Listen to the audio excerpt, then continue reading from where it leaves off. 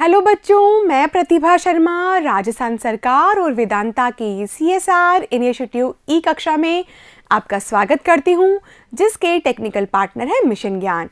बच्चों 8वां चैप्टर पढ़ रहे हैं हम, जिसका नाम है प्राथमिक व्यवसाय। और हमने जाना कि प्राथमिक व्यवसाय किसे कहते हैं। प्राथमिक व्यवसाय वे व्यवसाय हैं जिनका सीधा संबंध प्रकृति से जुड़ा हुआ होता है। बच्चों प्राथमिक व्यवसाय में शारीरिक श्रम सबसे ज़्यादा होता है और मानसिक श्रम कम होता है। और हमने ये भी जाना कि कौन कौन से ऐसे कार्य हैं जो प्राथमिक व्यवसाय के अंतर्गत सम्मिलित किए जाते हैं। बच्चों भाग 5 के अंतर्गत आज हम पढ़ेंगे खनन क्रिया के बारे में, लेकिन इससे पहले हम देख लेते हैं कि प्राथमिक व्यवसायों में कौन कौन से कार्य हमने सम्मिलित किए थे। बच्चों हमने देखा कि आखेट, संग्रहण, मछली पकड़ना, पशुचारण, कृषि करना और लकड़ी काटना, ये सब कार्य किसके अंतर्गत थे? प्राथमिक व्यवसाय के अंतर्गत हमने सम्मिलित किए थे। और इसी कड़ी के अंतर्गत आज बारी आ गई है खनन क्रिया के बारे में पढ़ने की। तो बच्चों उठा लेंगे अपना पेन, नोटबुक और बुक, और साथ में एक एटलस भी, ताकि आप इन बिंदुओं को अच्छे से समझ सकें। ठीक है बच्चों, स्टार्ट करते हैं खनन क्रिया के बारे में।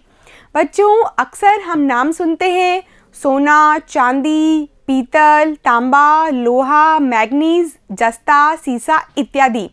ये सब क्या होते हैं बच्चों? ये सब खनिज होते हैं। कक्षा 6 से आपने खनिजों की परिभाषा पढ़ी हुई है और कक्षा 12 में आते आते आप बहुत परिपक्व हो चुके होंगे। ठीक है बच्चों, तो खनिज शब्द आपके लिए नया नहीं है। बहुत इंटरेस्टिंग टॉपिक है खनन क्रियाओं के बारे में। यहाँ पर हम अध्ययन कर रहे हैं इसका एक प्राथमिक व्यवसाय के रूप में कि खनन कार्य किस प्रकार से किया जाता है, ऐसे इनकी क्या विशेषताएं होती है और इनको प्रभावित करने वाले कारक कौन कौन से होते हैं। ठीक है बच्चों, तो आज हम खनन क्रियाओं के बारे में पढ़ेंगे कि खनन कार्य किस प्रकार से किया जाता है। ठीक है बच्चों, स्टार्ट करते हैं हमारा टॉपिक, और आप भी इसी प्रकार से अपना हेडिंग लगा लीजिए खनन। ठीक है बच्चों, तो हम जानते हैं कि जिन स्थानों पर खनिज निकाले जाते हैं उन्हें हम क्या कहते हैं? खान कहते हैं। जी बच्चों, आपने बिल्कुल सही समझा, तो हम लिख लेंगे इसको। अब जिन स्थानों में खनिज पाए जाते हैं वहीं पर खनन व्यवसाय विकसित होते हैं। खनन कार्य का अर्थ क्या है? खनिजों को भूगर्भ से बाहर निकालना। बच्चों हम जानते हैं कि धरातल की गहराई में क्या छुपे हुए होते हैं? बहुत सारे बहुत विशेषताओं युक्त खनिज छुपे हुए होते हैं, और मानव उनको बाहर निकालकर अपने लिए संसाधन के रूप में इस्तेमाल करता है। इसीलिए खनिज हमारे लिए बहुत उपयोगी होते हैं। बिना खनिजों के हम अपने जीवन की कल्पना भी नहीं कर सकते हैं। ठीक है बच्चों, तो हमने क्या देखा? जिन स्थानों पर खनिज पाए जाते हैं वहाँ पर खनन व्यवसाय विकसित हो जाते हैं। और बच्चों कई बार तो हम देखते हैं कि वो क्षेत्र बहुत बड़े शहरों में भी तब्दील हो जाते हैं। ठीक है बच्चों, आगे लिखेंगे हम, जिन स्थानों से खनिज निकाले जाते हैं उसे क्या कहते हैं? हम खान शब्द का इस्तेमाल करते हैं उसके लिए कि जिन स्थानों से खनिज निकाला जा रहा है उसे हम खान कहते हैं। उसी प्रकार आगे बढ़ते हैं। मानव विकास के इतिहास में खनिजों की खोज की कई अवस्थाएं हैं। ठीक है बच्चों, आपने कक्षा 6 से अध्ययन किया होगा कि सबसे पहले क्या युग आया था? पाषाण युग आया था। यानी कि मानव किसका इस्तेमाल करता था? पत्थरों का इस्तेमाल करता था, तो उस युग को कहा गया पाषाण युग। उसके बाद में आया ताम्र युग, जब तांबे की वस्तुओं का ज़्यादा प्रचलन था और उसी का उपयोग ज़्यादा किया जाता था। उसके बाद में आया कांस्य युग, यानी जो कांसा जो धातु है, खनिज है, उसका इस्तेमाल ज़्यादा होता था। और उसके बाद में आया लोह युग। लेकिन आजकल हम कौन से युग में जी रहे हैं? जी हाँ बच्चों, इस्पात के युग में जी रहे हैं। और आप भली भांति परिचित हैं कि लौह इस्पात जो है वो आज सभी उद्योगों के लिए एक आधारभूत उद्योग बन चुका है। ठीक है बच्चों, तो हमने इसका परिचय प्राप्त कर लिया है कि खनन कार्य क्या है और किस प्रकार से किया जाता है। आज हम इस वीडियो के अंतर्गत 4 बिंदुओं पर फोकस करेंगे। कौन कौन से हैं वो 4 बिंदु? देख लेते हैं बच्चों इस वीडियो के अंतर्गत हम ये 4 टॉपिक्स डिस्कस करेंगे। सबसे पहले हम जानेंगे कि खनन कार्य को प्रभावित करने वाले कारक कौन कौन से हैं, जैसे कि प्राकृतिक दशाएं और मानवीय दशाएं। उसी प्रकार अगले बिंदु में हम पढ़ेंगे खनिजों की विशेषताएं, खनिजों का वर्गीकरण और खनिजों का वितरण। ठीक है बच्चों, तो स्टार्ट करें हमारे पहले बिंदु के साथ में, जो है खनन कार्य को प्रभावित करने वाले कारक के बारे में। बच्चों, खनन कार्य को प्रभावित करने वाले दो कारक होते हैं, प्राकृतिक और मानवीय। आप जानते हैं कि जिन स्थानों पर खनिज पदार्थ छुपे हुए होते हैं, जो वहाँ पर अत्यधिक भंडार मौजूद होते हैं, वहाँ पर खनन व्यवसाय विकसित हो जाता है। लेकिन कई बार मानवीय दशाएं भी ऐसी होती है कि खनन कार्य वहाँ विकसित होता है। जैसे यदि किसी क्षेत्र में पूंजी लगाने की बहुत व्यवस्था है और खनिजों की बहुत मांग है, यातायात की सुविधाएं भरपूर उपलब्ध है, तकनीकी विकास है, तो वहाँ पर भी खनन व्यवसाय विकसित हो जाता है। ठीक है बच्चों, तो हम दो प्रकार की दशाओं के बारे में पढ़ेंगे, प्राकृतिक दशाएं और मानवीय दशाएं। ठीक है, लिखेंगे आप इसके बारे में। प्राकृतिक दशाओं के अंतर्गत खनिज भंडारों की स्थिति, खनिज की कोटि, खनिज की क्वालिटी कैसी है, मात्रा, प्रकार, संपन्नता एवं बाजार क्षेत्र की समीपता आदि प्रमुख होते हैं। और ये सब किसके अंतर्गत आते हैं? प्राकृतिक दशाओं के अंतर्गत आते हैं। ठीक है, अगला बिंदु है हमारा मानवीय दशाओं का। इसके अंतर्गत हम जान चुके हैं कि खनिज की मांग, यातायात की सुविधा, पूंजी, श्रम और तकनीकी जो विकास है उसका स्तर और सरकारी नीतियां, ये जो सब होती है ये मानवीय दशाओं के अंतर्गत आती है और किसी भी क्षेत्र के खनन व्यवसाय को प्रभावित करती है। ठीक है बच्चों, आगे बढ़ेंगे और देखेंगे हम खनिजों की विशेषताओं के बारे में।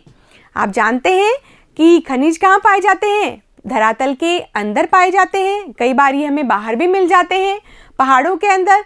ठीक है, तो लिखना स्टार्ट करते हैं पहली विशेषता के बारे में। पृथ्वी पर इनका वितरण असमान है।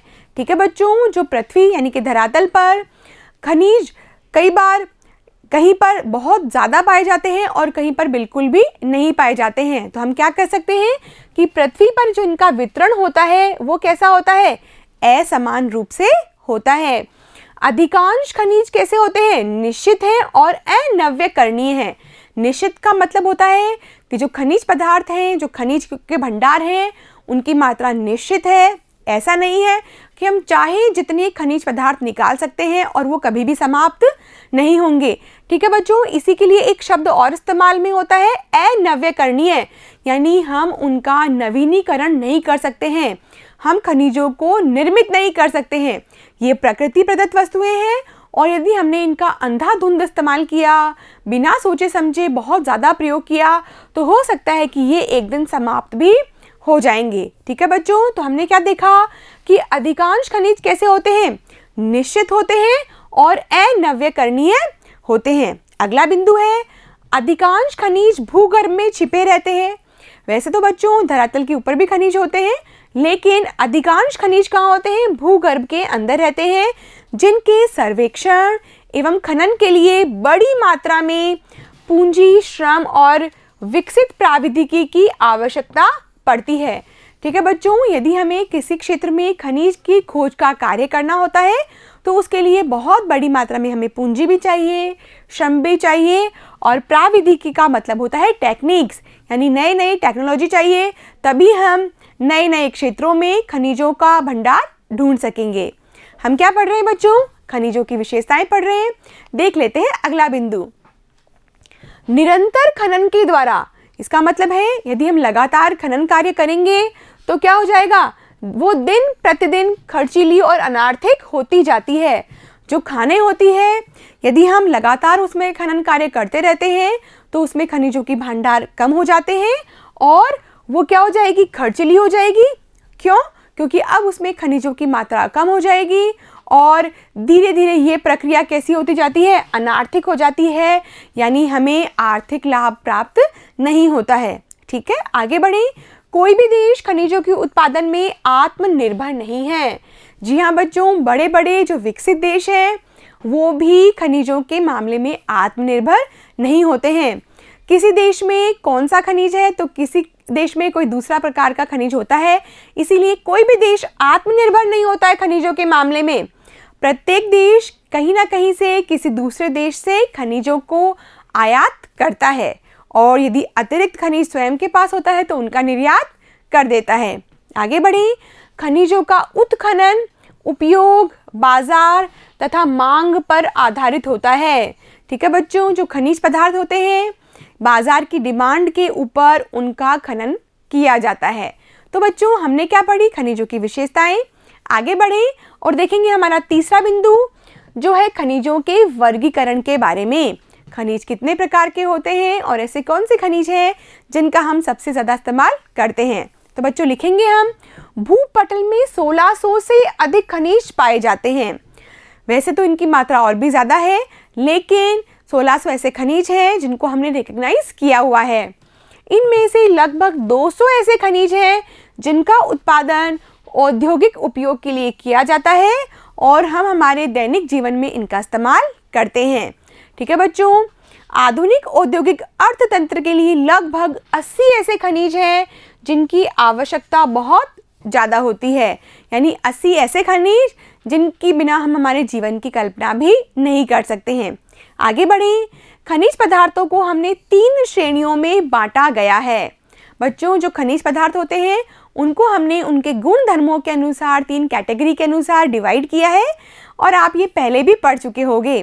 ठीक है बच्चों, जैसे कि धात्विक खनिज, अधात्विक खनिज और ईंधन खनिज, ये 3 कैटेगरी है किसकी, खनिजों की। तो बच्चों आप भी मेरे साथ इस प्रकार के एक टेबल बना लेंगे, चार्ट बना लेंगे और लिखते हुए चलेंगे। बच्चों हम देखते हैं कि धात्विक खनिज और अधात्विक खनिज में अंतर क्या होता है।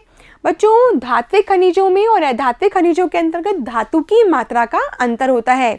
इनमें धातु का अंश पाया जाता है जबकि इनमें धातु का अंश नहीं पाया जाता है।